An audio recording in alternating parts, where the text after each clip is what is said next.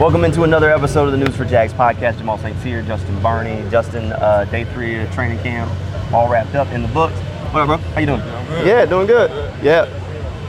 All right. So, guys coming off the field. Yeah. Bringing it up. It's cooler today. No, it was not cooler earlier. It's cooler right now. It's cooler now. I talked to Travis Etienne earlier, and he said his shoes had been sloshing since period 4. Makes sense. Makes sense. He said they were waterlogged. It was that kind of day. The heat was real. Yep. I said, well, it feels like they're cranking up the heat a little bit each day, yep. outside and on the field. So There you go. A couple of days through training camp. Today was a little bit of a different day. A lot of red zone work for the first time so far. Yeah, and really, I think a letdown for the offense today. Showed a lot of room for improvement because they had drop passes. Yeah. Trevor struggled. Tip passes. The defensive line, Nick Mullens and Trevor both struggled with tip passes. There was a tip pass of Trevor that Chad Muma with one hand picked off. He's playing with a Q-tip on his hand, big cast. With the Q-tip. Liam Cohen said after practice that's too many tip balls from the defensive line. Can't have that happen. You got to protect the ball, and you see that. Nick Mullens had back-to-back passes knocked down. You cannot have that happen. Mm-hmm. Yeah, it was a rough day all the way around for the offense. I mean, they were clearly working on something and trying to get the ball to Brian Thomas, trying to see those touchdowns, but it just didn't come together. No, I agree. Didn't come together, but solid day for the defense. I mean, Jordan Lewis, a couple of diving PBUs, which is what you want to see from that guy. So I'd say pretty solid day for him. Yep. The other guy on the defense that everybody was keeping an eye on, Travis Hunter. Even if we didn't necessarily have any of the splashy plays, there was one maybe a little bit of a lower light, but I'm not gonna hold him too hard on it. It was a touchdown, Eli Pankel. I mean, there was way too much time. It's one of those plays where it only happens in training camp because there's no pass rush. Eli came completely across the field. Travis lost him in the traffic. So that's not like a red flag we're waving. Yeah, it's third day of practice. First time we've seen Travis in the white defensive jersey.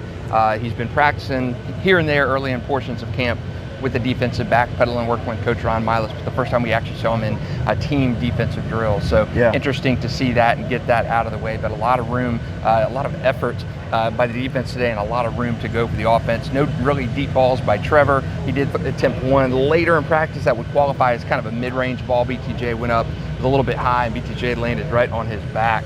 I'm thinking, oh man, a little bit of a scare for Brian. I hope he gets up okay, and he was a little slow getting up, but he did pop up. But I think all around, good days. I think for those younger receivers. Eli Pankel had a couple touchdown catches in the red zone. Solid day for him. Parker Washington had a really good diving catch in between two defenders and 7-on-7 down there. So I think some of those unsung guys, the Eli Pankels, didn't see a lot of Joshua Cephas today for the first time, but a lot of those younger receivers to me made plays in the defense too, big time today, knocking down all those balls and playing great like Jordan Lewis. Yeah, Muma had the only interception of the day, right? Jordan Lewis had the couple of PBUs.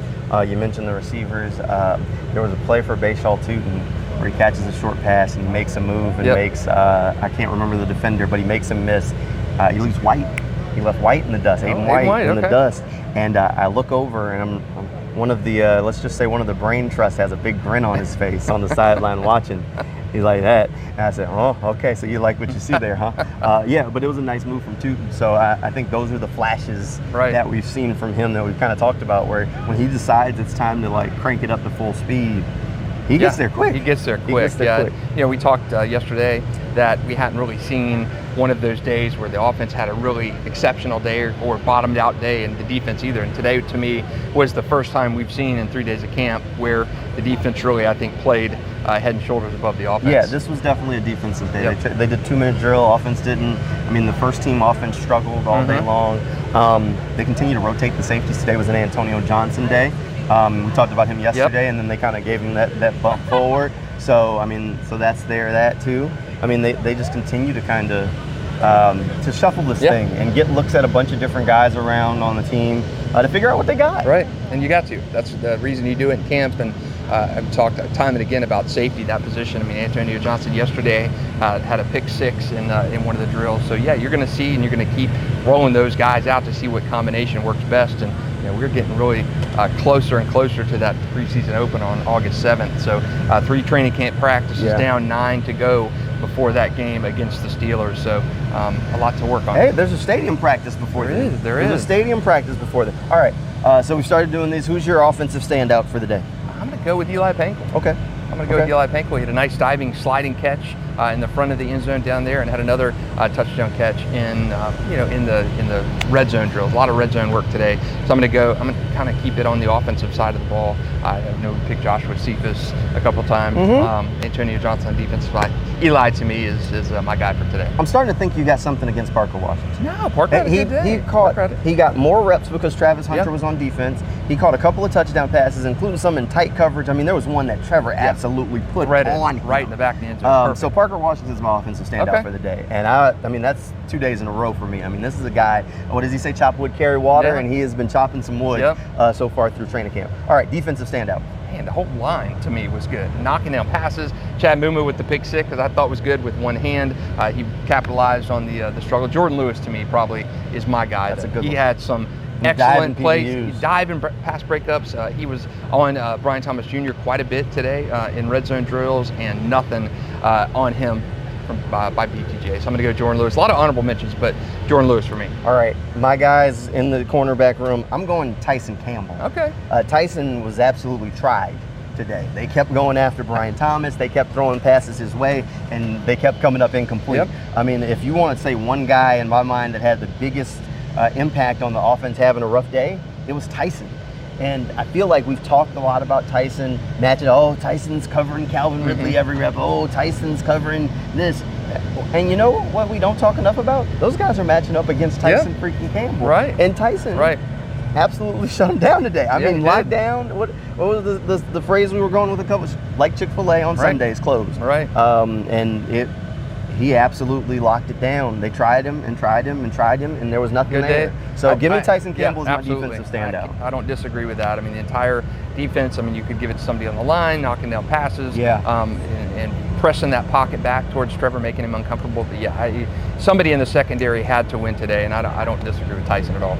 D-Ham had a would-be sack. Ugba had a would-be sack. Smoot had a would-be sack. Josh Hines-Allen made a couple of moves on Walker Little, which I guess we found this out afterwards. He's in the top 100. What is he, 62? 63. Yep. Feels a little low, in my opinion. I mean, the year before he was like 30-something. Dropped him all the way down. It was a little bit of a slower season, but somehow I think next year, this time, we'll be talking about him a little higher on the list. Yeah, I think so. I mean, he came off that 17.5 sack season and had a kind of a bad year. Playing with too much weight on him, just a bad defensive system. It's kind of like when you view Josh Hines, and he still had a good season in terms of pass rush win rate and getting to the quarterback. But yeah, it was a letdown. So not surprised by the ranking. Jacksonville's disrespected nationally year in and year out, so that doesn't surprise me. But it's almost like Trevor's rookie year with Urban Meyer. You kind of have to just grade that season. Grade it on a curve. On a curve. Grade it on a curve. And we're still waiting for Brian Thomas to pop up. Yeah. Which is good, because there's somehow if he's not in the top 100, you throw the list out.